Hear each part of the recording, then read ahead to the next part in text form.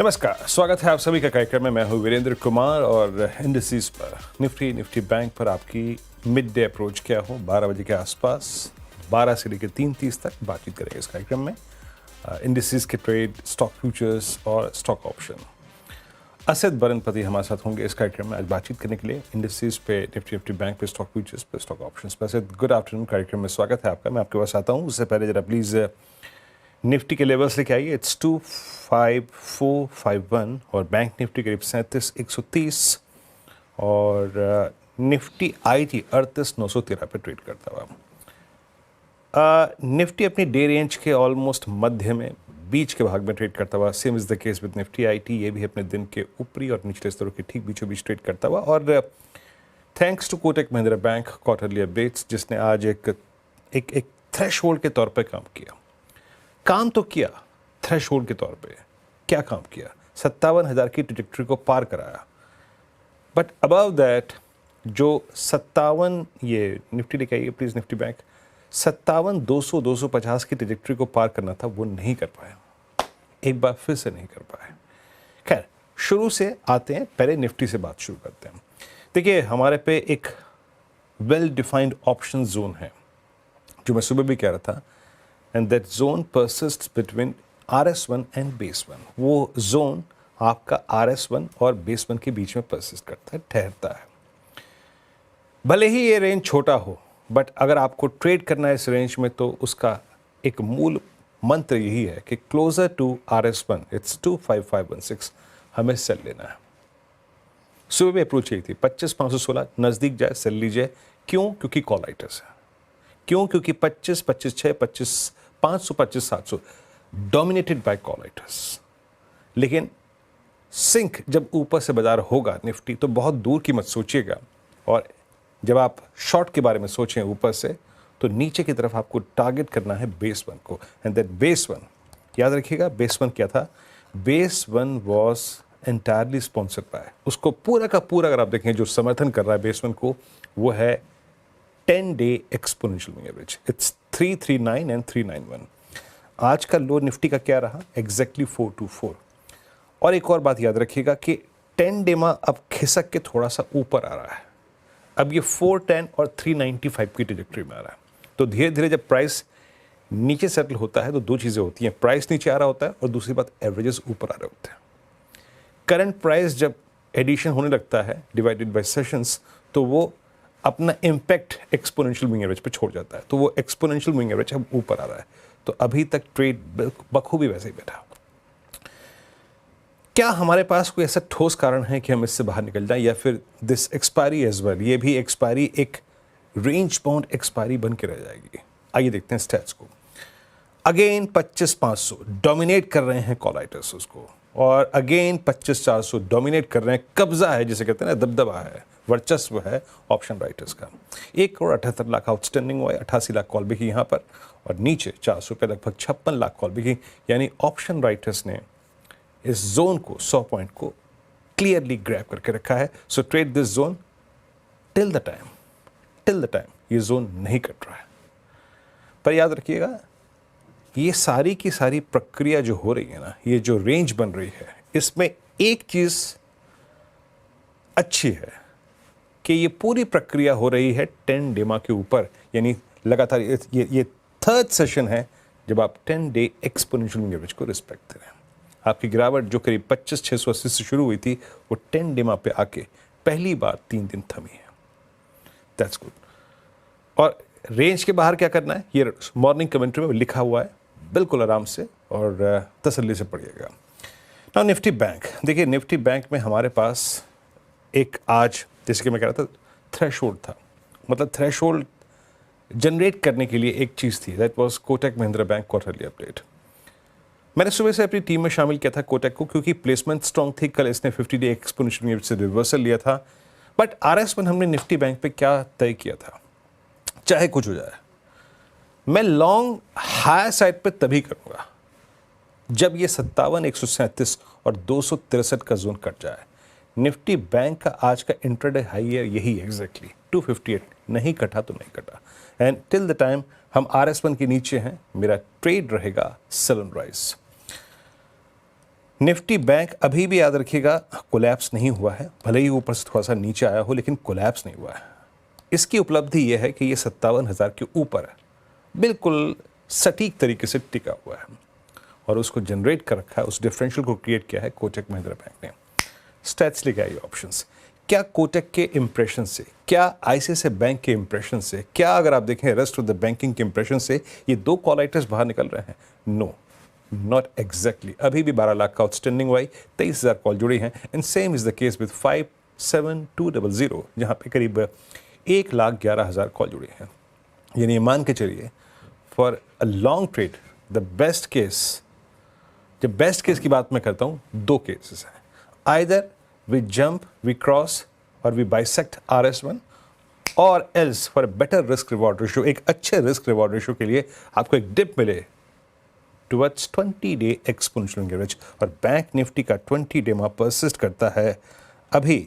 अब आप ये समझ के चलिएगा दैट्स 56,637, यानी मोटा मोटी 56,700, 56,600। असित, गुड आफ्टरनून, कार्यक्रम में स्वागत है आपका। असित, इंडेक्स ट्रेडर का जैसे कहते हैं ना, परेशान कर रखा है इस रेंज ऑप्शन राइटर्स ने। आप इंडेक्स पे कर क्या रहे हैं, कर भी रहे हैं या कुछ नहीं कर रहे हैं? इंडेक्स पे आपका view. Good afternoon Viren ji. मेरे हिसाब से आपने जैसे बताया Nifty is in a very tight range, it's a dull grinding market. अगर हम देखेंगे निफ्टी का दो काइंड ऑफ नंबर्स, एक आवरली आरएसआई देखेंगे तो it is below around 50 and अगर आवरली एडीएक्स देखेंगे दैट्स अराउंड 12। जब तक ADX is not more than around 24-25, मुझे नहीं लगता है कि इतना मोमेंटम रहेगा मार्केट में। बट यस, एक्सपायरी के टाइम पे anything can be possible, but technically लग रहा है कि market will be in a tight range as of now. But at the same time अगर हम ये देखेंगे वीरेन जी, कल यूएस मार्केट में थोड़ा डाउन टिक था। We are not in sync with the US market, we are not showing that kind of no market going kind of some kind of no correction or whatever। Reasoning ये भी है कि 25,400 में अगर देखेंगे सबसे ज्यादा मैक्सिमम पुट राइटिंग वहीं पे है एंड 25,500 में सबसे ज्यादा कॉल राइटिंग भी है। बट 25,400 में जो पीसीआर है दैट इज अराउंड 1.5 1.6, ये इंडिकेट कर रहा है कि काफी अच्छा पुट राइटिंग में, पुट राइटर्स में कॉन्फिडेंस है। I will not be bearish at all in the index till the time it is not breaching 25 350 380 zone and staying below for an hour or so। Market शायद ऊपर ना जाए but मुझे नहीं लगता है कि मार्केट नीचे भी जाएगा या कोई क्रैकडाउन रहेगा till the time 350 is not getting breached. Nifty IT is flat. Bank Nifty में जो एक चीज दिखाई दे रहा है जो कि 57,000 में अगर देखेंगे स्ट्राइक, इसमें PCR is around 1.22 and obviously we looking at bank Nifty का monthly option chain, weekly not being there. So मुझे लगता है कि मंथली चेन में इतना अच्छा put writing is a very very good signal and मुझे लगता है कोई भी डिप आता है 56,800 900, I think that will be a tremendous buying opportunity, क्योंकि 56,900 में हमें कॉल अनवाइंडिंग दिख रहा है and also there is a PCR of around 2.6। So at this point of time मुझे नहीं लगता कि मार्केट में शॉर्ट करना चाहिए, रादर से buy on dips market and अगर 100-150 पॉइंट बैंक निफ्टी नीचे आता है मुझे लगता है काफी अच्छा सपोर्ट रहेगा looking at the option chain. But at the same time bank Nifty में पुट राइटर्स में काफी ज्यादा कॉन्फिडेंस है than Nifty, but that is how be looking at it. No shorting thoughts, but at the same time अगर market थोड़ा नीचे आता है 10 EMA में सपोर्ट लेता है, आई think that be good kind of know buying zone kind of thing. Okay, Nifty bank और Nifty पे आपका ये व्यू। चलिए अब आते हैं स्टॉक फ्यूचर्स पे। स्टॉक फ्यूचर्स जिसको आज गेन्स को लीड कर रहा है कोटक महिंद्रा बैंक। आज कोटक में बहुत स्ट्रॉन्ग मूव है। देन HDFC बैंक, ये क्षमा चाहूँगा, HDFC AMC। आज पावर स्टॉक्स में बहुत स्ट्रॉन्ग मूव है। NHPC इस पूरे गेन को लीड करता हुआ, CSC, NTPC सब एक बहुत स्ट्रॉन्ग मूव जनरेट कर रहे हैं। ये जनाब कहाँ गए? सतलुज जल विद्युत निगम डायरेक्टर साहब, ये जरा दिखाएंगे एक बार जरा प्लीज़। आई थिंक मेरी स्क्रीन पर से मिस हो रहा है। 98 नहीं, ये गलत था, माफ़ कीजिएगा। NHPC, हाँ, इसमें अच्छा मूव था। असद, खैर ये हम कुछ गेनर्स को देख रहे थे, बट आप 3 ट्रेड्स क्या पिक करेंगे इस वक्त? वीरेन जी, आपने जैसे बताया एचडीएफसी बैंक काफी अच्छा लग रहा है। मुझे लगता है कि एचडीएफसी बैंक में लॉन्ग जाना चाहिए with A tight stop loss of 1985 for a target of 2020 2040 kind of thing. अगर 2020 को ये क्रॉस करेगा, मुझे लगता है कि और 15-20 पॉइंट का रैली रह सकता है। 1980 में पीसीआर इज अराउंड 1.4, काफी अच्छा पुट रेटिंग बिल्टअप हुआ है। एंड 1980 टू 2040 में स्ट्राइक्स में काफी अच्छा कॉल अनवाइंडिंग देखने को मिल रहा है। मुझे लगता है कि मिड टर्म में जब तक ये 1980-85 जोन के ऊपर रह रहा है, we can see all time high in kind of no HDFC Bank, but of course market has to support. But technically HDFC Bank is looking good, and for today the PCR is high of the day. काफी अच्छा put built up हो रहा है and bullish engulfing candle. So HDFC Bank is long for me.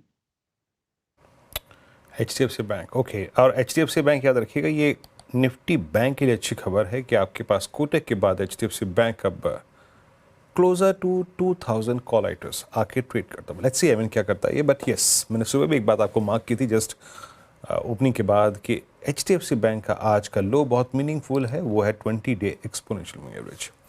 दूसरा trade ऐसे था आपका।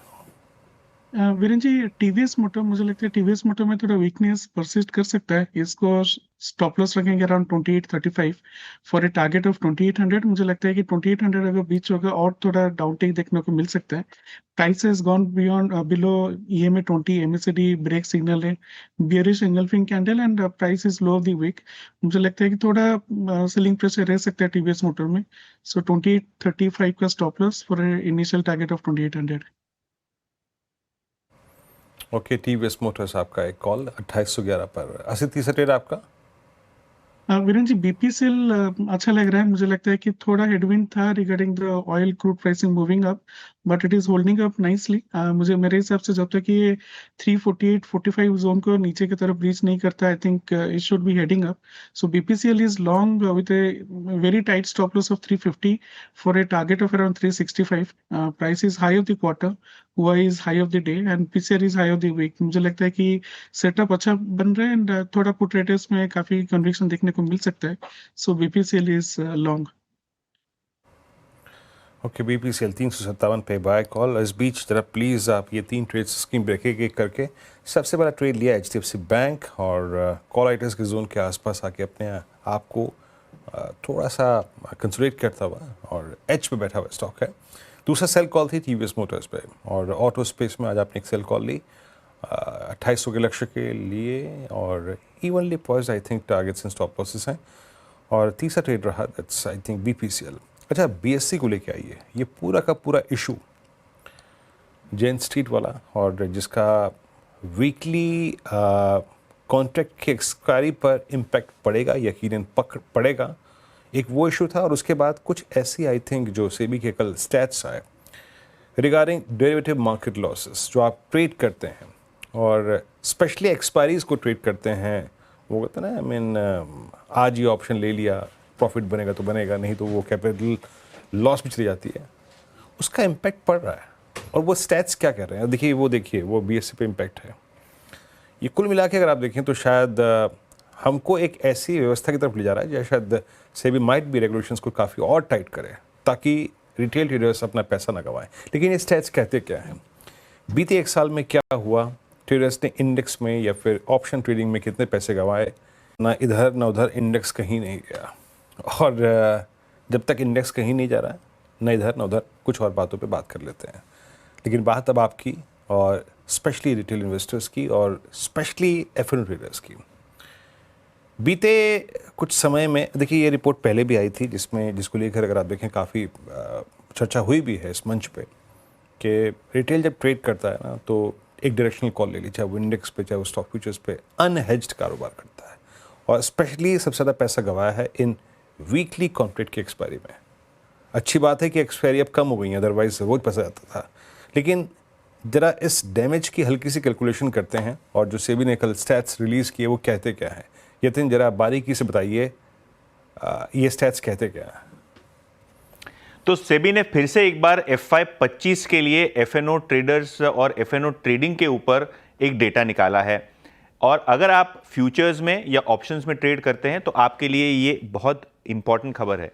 FY 25 में आप देखेंगे तो अगर आप F&O में 10 ट्रेड करते हैं तो 9 टाइम्स आपको नुकसान ही होगा। यानी 90% से ज़्यादा टाइम एफएनओ ट्रेडिंग आप करेंगे, अगर आप छोटे निवेशक हैं, अगर आप एचएनआई इन्वेस्टर हैं, तो नुकसान ही होगा।